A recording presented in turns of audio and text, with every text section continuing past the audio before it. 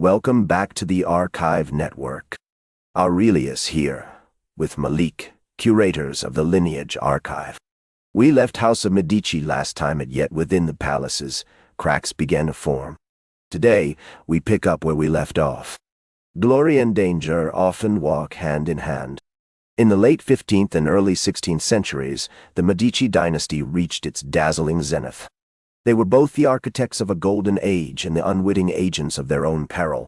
Florence became the radiant heart of the Renaissance, alive with art, ambition, and intrigue. We saw the birth of masterpieces and ideas that would shape the world, but we also witnessed the seeds of discord being sown in the shadows of their opulence. But we can't overlook the cost of that glory. While the Medici shone, their subjects often suffered in silence. The opulence of the court was dazzling, but it cast a long shadow over the daily struggles of ordinary Florentines. The Medici weren't just rulers. They were also a source of unrest, as their extravagant lifestyles alienated the very people who worked hard to sustain their power and keep the city thriving.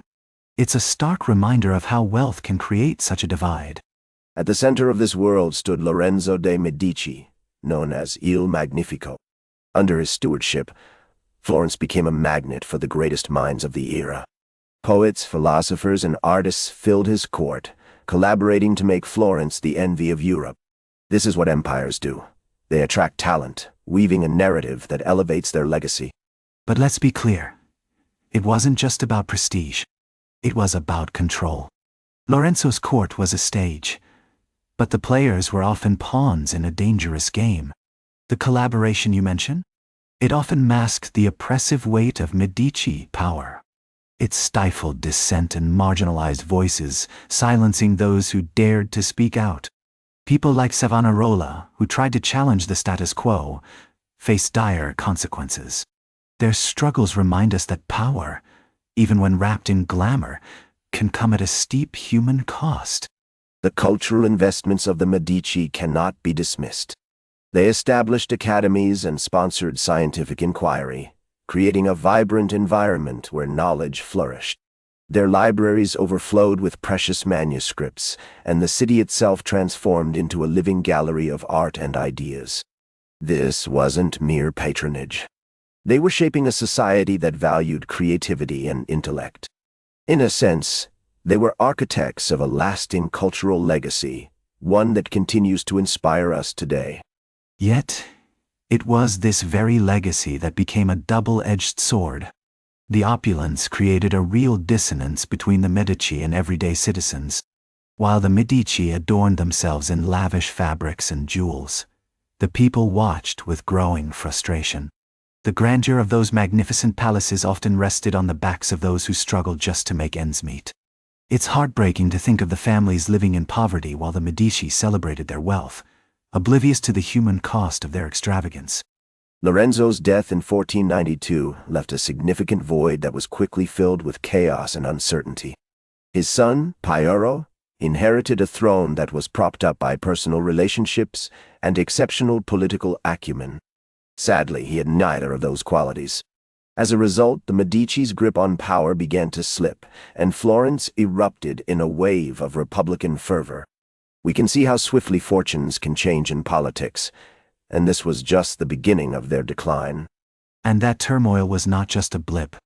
It was a reckoning. Savonarola, that charismatic Dominican friar, ignited a revolution, condemning the Medici's excesses. Art and culture became targets in a war for spiritual purity. Mobs stormed the palaces, feeding their treasures to the bonfire of the vanities. This wasn't merely political. It was deeply personal. Exile, however, was not the end of their story. The Medici regrouped, leveraging their extensive banking connections and forging strategic alliances across Europe. By 1512, with Spanish troops at their side, they stormed back into Florence. They weren't the same family that had left. They'd been toughened by hardship and were more determined than ever to reclaim their position. This relentless drive for power is what we often see in history, families rising and falling only to rise again, often stronger. But that return came with a heavy price. The Medici weren't just looking to reclaim their throne. They aimed to reshape Florence into an unassailable dominion. By 1531, Alessandro de' Medici was declared the first hereditary duke.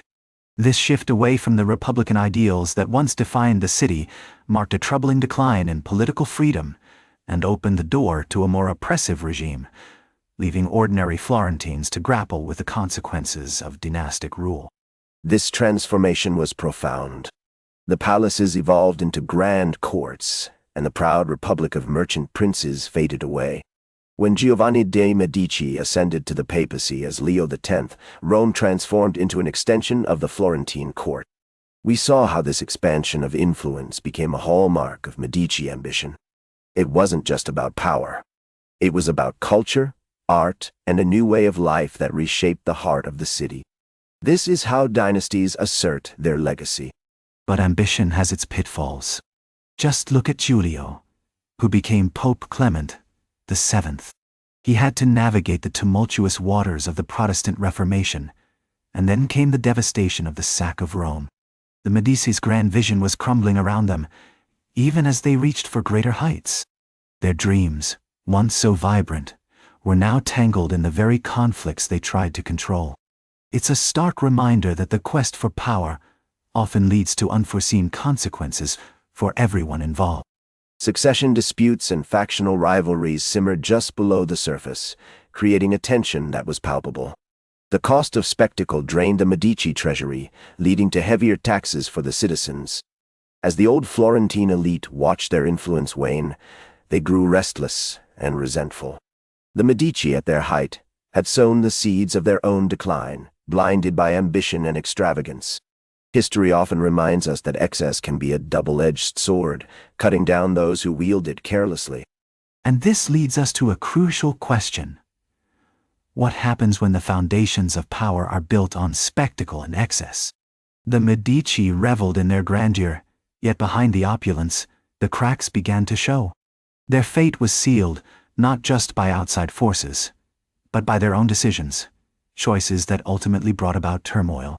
The lives of ordinary people were caught in the crossfire, suffering the consequences of a world driven by ambition and unchecked desires. The Medici's ambition truly transformed Florence into a wonder of the world. But their relentless pursuit of grandeur often blinded them to the shadows quietly gathering beyond their walls.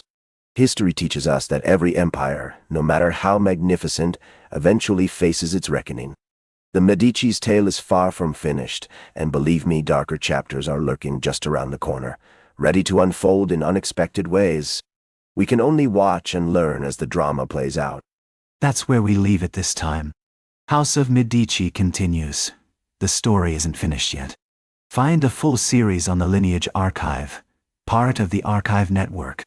We'll be back with the next chapter.